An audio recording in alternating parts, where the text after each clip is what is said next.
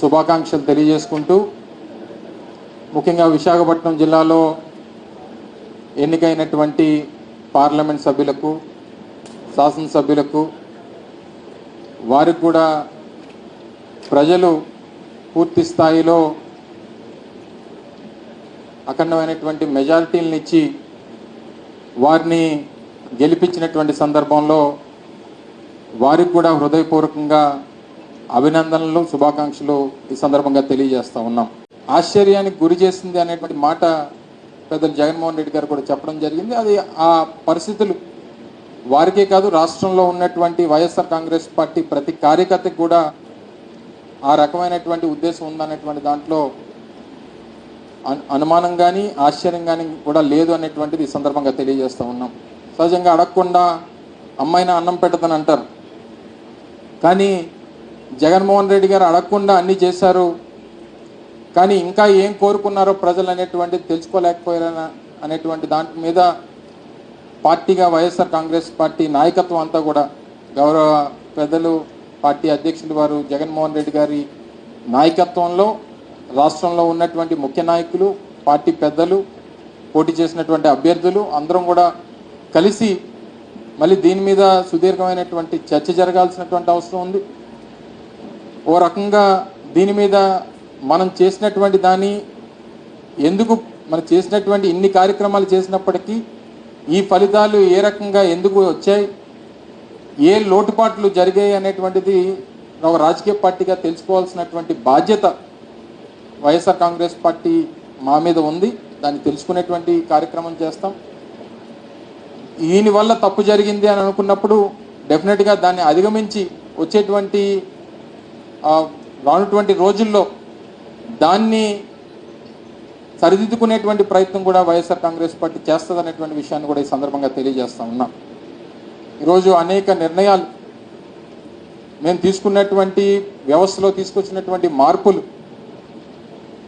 అంటే సహజంగా ఒకేసారి ఇంత పెద్ద ఎత్తున మార్పులు చేయడం అనేటువంటిది కూడా మళ్ళీ దీన్ని ప్రజలు అంగీకరించలేకపోయారా?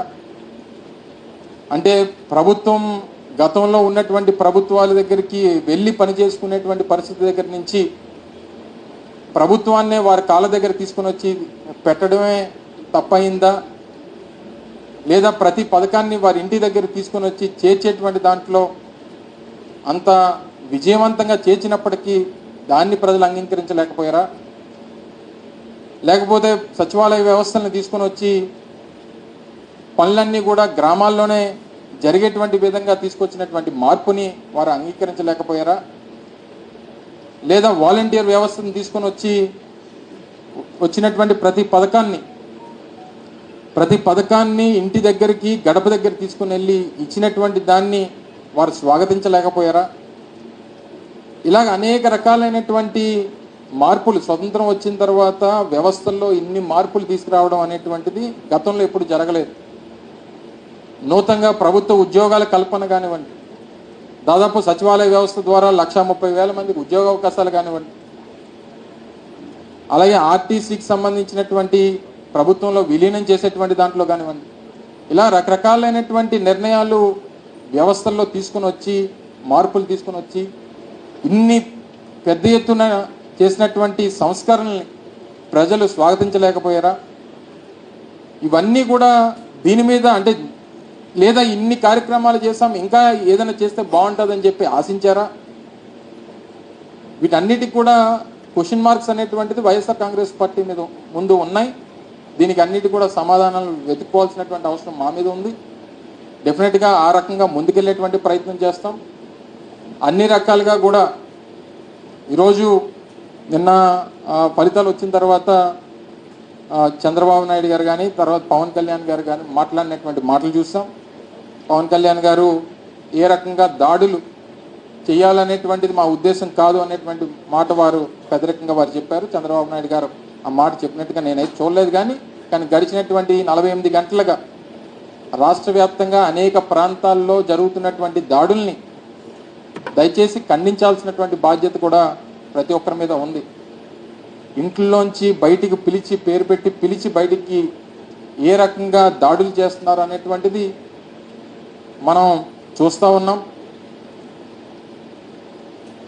సామాన్యమైనటువంటి ప్రజల్ని వైఎస్ఆర్ కాంగ్రెస్ పార్టీకి ఓటేశారని చెప్పి అనుకున్నటువంటి ప్రతి ఒక్కరిని ఇళ్లలోంచి బయటికి పిలిచి కొడుతున్నటువంటి సందర్భాలు కూడా మనం చూస్తూ ఉన్నాం. ఇది ప్రజాస్వామ్యానికి ఏ రకమైనటువంటి మెసేజ్ని ఇస్తుందో అనేటువంటిది కూడా వారు ఇంకా ప్రమాణ స్వీకారాలు చేయకముందే ఈ పరిస్థితి ఉంది, ఒకసారి ఆలోచన చేయమని చెప్పి కోరుతా ఉన్నాం. గెలిపోవటములు అనేటువంటివి రాజకీయాల్లో సర్వసాధారణంగా ప్రతి 5 సంవత్సరాలకు ఒకసారి ఎన్నికలు జరుగుతూ ఉంటాయి. తప్పకుండా దాన్ని ఏ రకంగా అధిగమించాలి, ఏ రకంగా ఓడిపోయినటువంటి వారు రేపు మళ్ళీ ఎలా గెలవాలని చెప్పి చూస్తాం. గెలిచినటువంటి వారు దీన్ని ఎలా నిలబెట్టుకోవాలనేటువంటి ప్రయత్నం చేయాలి.